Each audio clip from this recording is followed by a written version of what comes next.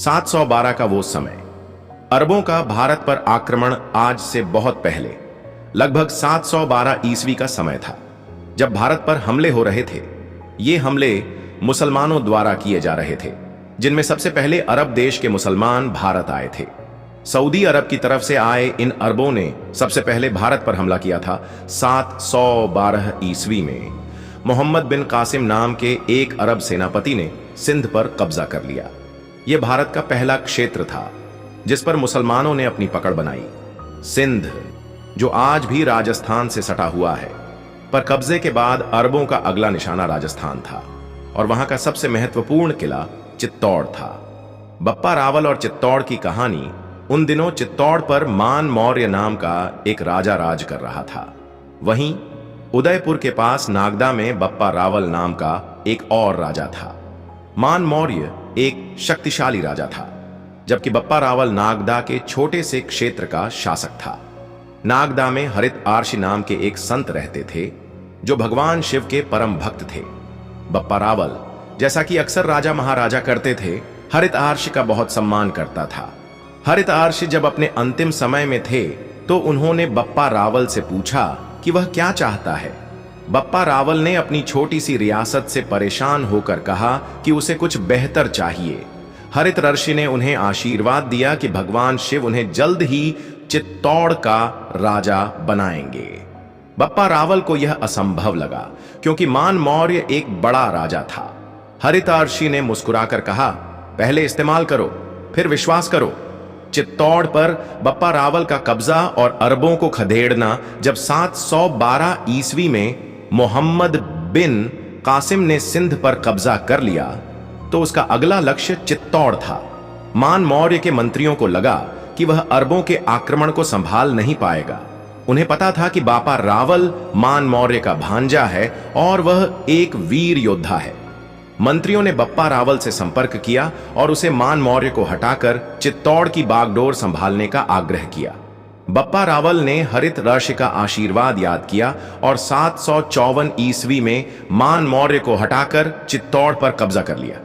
इस प्रकार गुहिल वंश का पहला बड़ा राजा जिसने अपनी रियासत का विस्तार किया, बप्पा रावल बना। बप्पा रावल ने हरित ऋषि के आशीर्वाद को याद करते हुए नागदा में एकलिंग जी, भगवान शिव का मंदिर बनवाया। मेवाड़ के राजा खुद को एकलिंग जी का दीवान, सेवक मानते थे और यह परंपरा आगे चलकर महाराणा प्रताप जैसे शासकों ने भी निभाई। बप्पा रावल का स्वर्ण सिक्का और अन्य उपाधियां। हमें बप्पा रावल का एक सोने का सिक्का मिला है, जिसका वजन 115 ग्रेन है। इससे पता चलता है कि बप्पा रावल एक शक्तिशाली और समृद्ध राजा था, क्योंकि इससे पहले किसी भी राजा का सोने का सिक्का नहीं मिला था। यह सिक्का उसकी महानता का प्रतीक है। बप्पा रावल ने चित्तौड़ में सूर्य मंदिर का निर्माण करवाया था। हालांकि बाद में हुए हमलों के कारण यह मंदिर ध्वस्त हो गया और उसकी जगह पर कालिका माता मंदिर बन गया। आज भी यह मंदिर चित्तौड़ में है और माना जाता है कि यह मूल रूप से बप्पा रावल द्वारा निर्मित सूर्य मंदिर था। गजनी तक बप्पा रावल का विजय अभियान बप्पा रावल को चित्तौड़ लाने का एक मुख्य कारण अरबों के आक्रमण का खतरा था। उसने आसपास के राजाओं के साथ मिलकर एक गठबंधन बनाया और अरब मुस्लिम सेना को हराते हुए गजनी अफगानिस्तान तक पहुंच गया। गजनी उस समय अरबों का मुख्य गढ़ था। बप्पा रावल ने गजनी के शासक सलीम को हटाकर अपने भांजे को वहां का राजा बनाया। जब बप्पा रावल की सेना गजनी की ओर बढ़ रही थी, तो पाकिस्तान में एक जगह पर उसने कुछ समय के लिए डेरा डाला। उस जगह को बाद में रावलपिंडी कहा जाने लगा। पिंड का पंजाबी में अर्थ गांव होता है और रावल द पिंड का अर्थ रावल का गांव था, जो बाद में बदलकर रावलपिंडी हो गया। बप्पा रावल की तुलना चार्ल्स मार्टेल से भारत के इतिहासकार चिंतामणि विनायक वैद्य सीवी वैद्य ने बप्पा रावल की तुलना चार्ल्स मार्टेल से की है। चार्ल्स मार्टेल एक फ्रांसीसी सेनापति था जिसने यूरोप में मुस्लिम सेनाओं को हराया था। जिस तरह चार्ल्स मार्टेल ने यूरोप में मुस्लिम आक्रमणकारियों को रोका, उसी तरह बप्पा रावल ने भारत में उन्हें परास्त किया। यह दर्शाता है कि अरबों ने भारत और यूरोप दोनों तरफ हमले किए थे और दोनों जगहों पर उन्हें बहादुर योद्धाओं का सामना करना पड़ा। बप्पा रावल को कई उपाधियों से नवाजा गया था। हिंदू सूरज, क्योंकि वह हिंदुओं का रक्षक था और उसने मुसलमानों के खिलाफ लड़ाई लड़ी। मेवाड़ के बाद के राजाओं ने भी इस उपाधि का उपयोग किया। राजगुरु, क्योंकि उसने अन्य राजाओं को एकजुट करके युद्ध लड़े और उन्हें मार्गदर्शन दिया।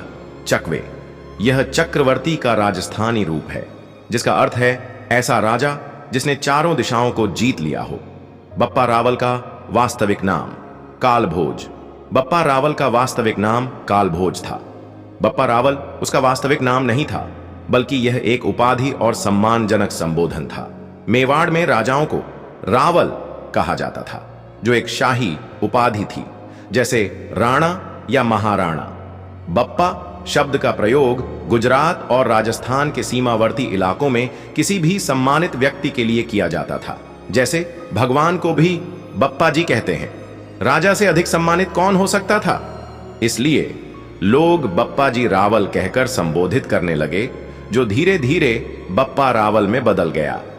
बाद की पीढ़ियों ने भी उसे अपने अभिलेखों में बप्पा रावल ही लिखना शुरू कर दिया, क्योंकि वह उनके लिए सबसे महान और पूजनीय था। यह परंपरा आज भी कायम है। गुजरात में सम्मानित व्यक्ति को बापू कहा जाता है, जैसे महात्मा गांधी को बापू कहा गया, या क्रिकेटर रविंद्र जडेजा और अक्षर पटेल को भी अक्सर बापू कहकर संबोधित किया जाता है। यह सम्मान का प्रतीक है, न कि उम्र का।